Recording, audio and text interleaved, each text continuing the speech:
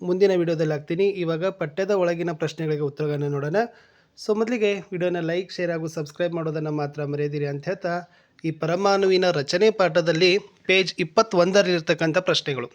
ನಳಿಕಾ ಕಿರಣಗಳು ಎಂದರೇನು ಅಂತ ಕೇಳಿದ್ದಾರೆ. 1886ರಲ್ಲಿ ಈ ಗೋಲ್ಡ್ಸ್ಟೀನ್ ರವರು ಅನಿಲಗಳ ವಿಸರ್ಜನೆಯಲ್ಲಿ ಧನ ವಿದ್ಯುದಾವೇಶ ಹೊಂದಿರುವ ಹೊಸ ವಿಕಿರಣಗಳ ಹೊಂದಿರುವುದನ್ನು ಅನ್ವೇಷಣೆ ಮಾಡಿದರು. ಅದನ್ನೇ ನಳಿಕಾ ಕಿರಣಗಳು ಅಂತ ಕರೀತಾರೆ. ಮುಂದೆ ಹೋಗೋಣ. ಪ್ರಶ್ನೆ 2. ಒಂದು ಪರಮಾಣು ಒಂದು ಎಲೆಕ್ಟ್ರಾನ್ ಮತ್ತು ಒಂದು ಪ್ರೋಟಾನನ್ನು ಒಳಗೊಂಡಿದ್ದರೆ ಅದು ಯಾವುದೇ ಆವೇಶವನ್ನು ಹೊಂದಿರುತ್ತದೆಯೋ ಅಥವಾ ಇಲ್ಲವೇ ಅಂತ ಕೇಳಿದ್ದಾರೆ. ಇಲ್ಲಿ ಒಂದು ಪರಮಾಣು ಒಂದು ಎಲೆಕ್ಟ್ರಾನ್ ಮತ್ತು ಒಂದು ಪ್ರೋಟಾನನ್ನು ಒಳಗೊಂಡಿದ್ದರೆ ಅದು ಯಾವುದೇ ಆವೇಶ ಹೊಂದಿರೋದಿಲ್ಲ. ಏಕೆಂದರೆ ಪ್ರೋಟಾನ್ ಏಕಮಾನ ಧನ ಆವೇಶ ಹೊಂದಿದ್ದರೆ ಎಲೆಕ್ಟ್ರಾನ್ ಏಕಮಾನ ಋಣ ಆವೇಶ ಇರ್ತದೆ. ಹಾಗಾದರೆ ಪರಸ್ಪರ ತಮ್ಮ ಆವೇಶವನ್ನು ಇವು ಸಮತೋಲನವನ್ನು ಮಾಡ್ತವೆ. ಮುಂದಿನ ಪ್ರಶ್ನೆ. ಈ ಪ್ರಶ್ನೆಗಳು ನಿಮ್ಮ ಪಠ್ಯಪುಸ್ತಕದಲ್ಲಿರ್ತಕ್ಕಂಥ ಪೇಜ್ ನಂಬರ್ 26ರಲ್ಲಿದ್ದಾವೆ. ಪ್ರಶ್ನೆ ಇತ್ತು, ಥಾಮ್ಸನ್ ರವರ ಪರಮಾಣು ಮಾದರಿಯ ಆಧಾರದ ಮೇಲೆ ಪರಮಾಣು ಸಂಪೂರ್ಣವಾಗಿ ತಟಸ್ಥ ಅಂತ ಹೇಗೆ ವಿವರಿಸ್ತೀರಿ? ಉತ್ತರ: ಒಂದು ಪರಮಾಣು ಧನಾತ್ಮಕ ಅಂಶವಿರುವ ಗೋಳವನ್ನು ಒಳಗೊಂಡಿದೆ ಮತ್ತು ಅದರಲ್ಲಿ ಇಲೆಕ್ಟ್ರಾನ್ಗಳು ಹುದುಗಿರುತ್ತವೆ. ಋಣಾತ್ಮಕ ಮತ್ತು ಧನಾತ್ಮಕ ಆವೇಶಗಳು ಸಮ ಪರಿಮಾಣದಲ್ಲಿ ಇರ್ತವೆ. ಆದ್ದರಿಂದ ಒಂದು ಪರಮಾಣು ಸಂಪೂರ್ಣವಾಗಿ ವಿದ್ಯುತ್ ತಟಸ್ಥ ಆಗಿರ್ತದೆ. ಮುಂದಿನ ಪ್ರಶ್ನೆ. ರುದರ್ಫೋರ್ಡ್ ರವರು ಪರಮಾಣು ಮಾದರಿಯ ಆಧಾರದ ಮೇಲೆ ಯಾವ ಉಪಪರಮಾಣುಯ ಕಣಗಳು ಬೀಜ ಕೇಂದ್ರದಲ್ಲಿ ಇರ್ತವೆ ಅಂತ ಕೇಳಿದರೆ ಉತ್ತರ: ಪ್ರೋಟಾನ್. ಮುಂದಿನ ಪ್ರಶ್ನೆ.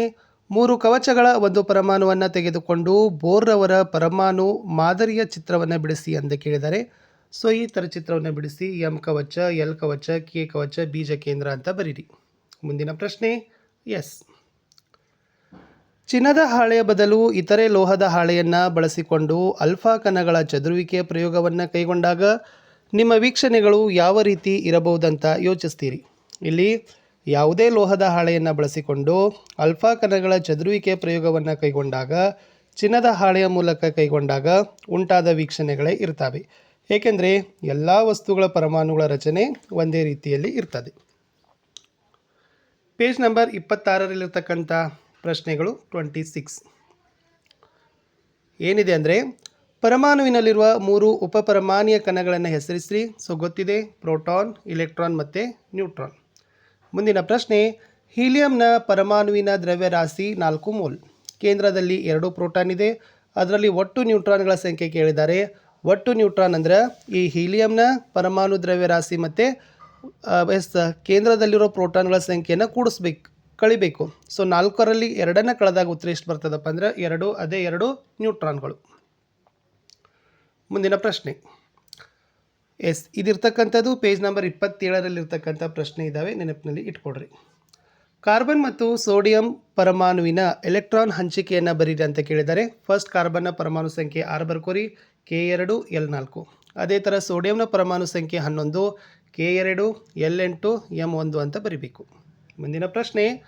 ಒಂದು ಪರಮಾಣುವಿನಲ್ಲಿರುವ ಕೆ ಮತ್ತು ಎಲ್ ಕವಚಗಳು ತುಂಬಿದರೆ ಪರಮಾಣುವಿನಲ್ಲಿರುವ ಒಟ್ಟು ಎಲೆಕ್ಟ್ರಾನ್ಗಳ ಸಂಖ್ಯೆ ಕೇಳಿದ್ದಾರೆ. ಸೊ ಕೆದಲ್ಲಿ ಎಷ್ಟಿರ್ತವೆ? 2 ಇರ್ತವೆ. ಆಮೇಲೆ ಎಲ್ದಲ್ಲಿ 8 ಇರ್ತವೆ. 2ರಲ್ಲಿ 8 ಕೂಡಿಸಿದ್ರೆ ಎಷ್ಟು ಬಂತು? 10 ಪರಮಾಣು ಅಲ್ಲಿ ಏನಾಗಿರ್ತದಪ್ಪ ಅಂದರೆ ಇರ್ತದೆ. ಎಸ್.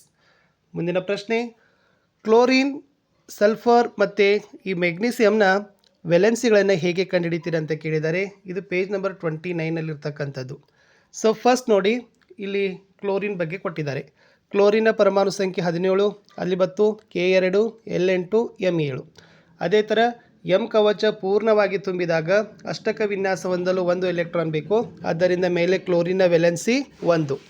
ಇನ್ನು ಸಲ್ಫರ್ನ ಪರಮಾಣು ಸಂಖ್ಯೆ 16 ಬರ್ತದೆ.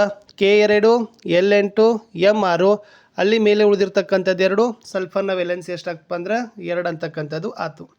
ಇನ್ನು ಒಳಕವಚದಲ್ಲಿ ಮೆಗ್ನೀಸಿಯಮ್ಗೆ ತಗೊಳ್ಳೋಣ.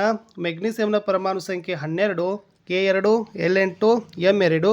ಸೊ ಮೇಲೆ ಏನಾಗ್ತದಪ್ಪ ಅಂತಂದರೆ 2 ಉಳಿತಾವ. ಸೊ ಮೆಗ್ನೀಸಿಯಮ್ನ ವೆಲೆನ್ಸಿ +2 ಅಂತ ಬರಬೇಕು.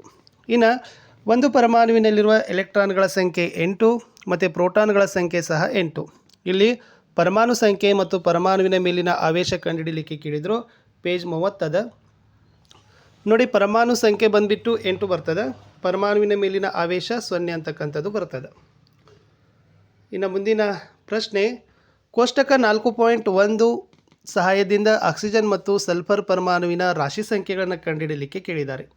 ಆಕ್ಸಿಜನ್ ಪರಮಾಣು ಸಂಖ್ಯೆ 8, ಆಕ್ಸಿಜನ್ ನ್ಯೂಟ್ರಾನ್ಗಳ ಸಂಖ್ಯೆ 8, 8ಕ್ಕೆ 8 ಕೂಡಿಸಿದಾಗ 16.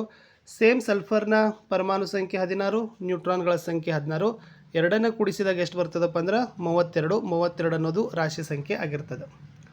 ಇನ್ನು ಮುಂದಿನ ಪ್ರಶ್ನೆ ನೋಡಿ, ಕೋಷ್ಟಕದಲ್ಲಿ ಕೊಟ್ಟಿದ್ದಾರೆ. ಪ್ರೋಟಿಯಂ, ಡ್ಯೂಟೇರಿಯಂ ಮತ್ತು ಟ್ರೀಸಿಯಂ ಎಂಬ ಸಂಕೇತಗಳಿಗೆ ಪ್ರತಿಯೊಂದರಲ್ಲಿರುವ 3 ಉಪಪರಮಾಣುಯ ಕಣಗಳನ್ನು ಪಟ್ಟಿ ಮಾಡಿ ಅಂತ ಕೇಳಿದ್ದಾರೆ. ಸೊ ಆಲ್ರೆಡಿ ಅದನ್ನು ಬರೆದಿದ್ದೀವಿ, ಸ್ವಲ್ಪ ನೋಡಿಕೊಂಡು ಪಾಸ್ ಮಾಡ್ಕೊಂಡು ಬರ್ಕೊಡ್ರಿ. ಇನ್ನು ಲಾಸ್ಟ್ ಕ್ವಶನ್ ಇತ್ತು, ಯಾವುದೇ ಒಂದು ಜೊತೆ ಸಮಸ್ಥಾನಿಗಳು ಮತ್ತು ಐಸೋಬೋರ್ಗಳ ಎಲೆಕ್ಟ್ರಾನ್ ವಿನ್ಯಾಸ ಬರಲಿಕ್ಕೆ ಕೇಳಿದರು. ಇಲ್ಲಿ ಸಮಸ್ಥಾನಿ ಕಾರ್ಬನ್ನೇ ಇದೆ, ಸೊ ಎಲೆಕ್ಟ್ರಾನ್ ವಿನ್ಯಾಸ ಬರೆದಿದ್ದಾರೆ K2L4, ಮತ್ತು ಐಸೋಬಾರ್ಗಳು ಕ್ಯಾಲ್ಸಿಯಮ್ದು ಬರೆದಿದ್ದಾರೆ, ಅದನ್ನು ನೋಡಿಕೊಡ್ರಿ. ಆಮೇಲೆ ಎಲೆಕ್ಟ್ರಾನ್ದು ವಿನ್ಯಾಸ ಕ್ಯಾಲ್ಸಿಯಂ ಮತ್ತು ಆರ್ಗಾನ್ಗಳನ್ನು ಬರೆದಿದ್ದಾರೆ. ಇಷ್ಟು ಪರಮಾಣುವಿನ ರಚನೆ ಪಾಠದಲ್ಲಿ ನಾನು ಏನು ಮಾಡಿದ್ದೀನಿ ಅಂದರೆ ಅಭ್ಯಾಸ ಪ್ರಶ್ನೆಗಳನ್ನು ಮುಂದಿನ ವಿಡಿಯೋದಲ್ಲಿ ಕೊಡ್ತೀನಿ. ಪಠ್ಯ ಪ್ರಶ್ನೆಗಳಿಗೆ ಉತ್ತರಗಳನ್ನು ಕೊಟ್ಟಿದ್ದೀನಿ. ಸೊ ವಿಡಿಯೋನ ಲೈಕ್, ಶೇರ್ ಹಾಗೂ ಸಬ್ಸ್ಕ್ರೈಬ್ ಮಾಡೋದನ್ನು ಮಾತ್ರ ಮರೆಯದಿರಿ. ನಿಮ್ಮ ಒಂದು ಲೈಕ್, ನಿಮ್ಮ ಒಂದು ಶೇರ್ ನನಗೆ ಭಾಳಷ್ಟು ಮೋಟಿವೇಶನನ್ನು ತಂದು ಕೊಡ್ತದ ಅಂತ ಹೇಳ್ತಾ ನಾನು ಸಿಗ್ತೀನಿ ಇನ್ನೊಂದು ಹೊಸ ವಿಡಿಯೋದಲ್ಲಿ. ಸೊ ನನ್ನದೇ ಒಂದು ವಾಟ್ಸಪ್ ಚಾನಲ್ ಅದ, ಟೆಲಿಗ್ರಾಮ್ ಗ್ರೂಪ್ ಅದ, ಲಿಂಕನ್ನು ವಿಡಿಯೋದ ಡಿಸ್ಕ್ರಿಪ್ಷನ್ ಬಾಕ್ಸ್ನಲ್ಲಿ ಕೊಡ್ತೀನಿ. ದಯಮಾಡಿ ಅವುಗಳಿಗೆ ಬಂದು ಜಾಯ್ನ್ ಆಗೋದನ್ನು ಮಾತ್ರ ಮರೆಯದಿರಿ ಅಂತ ಹೇಳ್ತಾ ಸೊ ಸಿಗ್ತೀನಿ ಹೊಸ ವಿಡಿಯೋ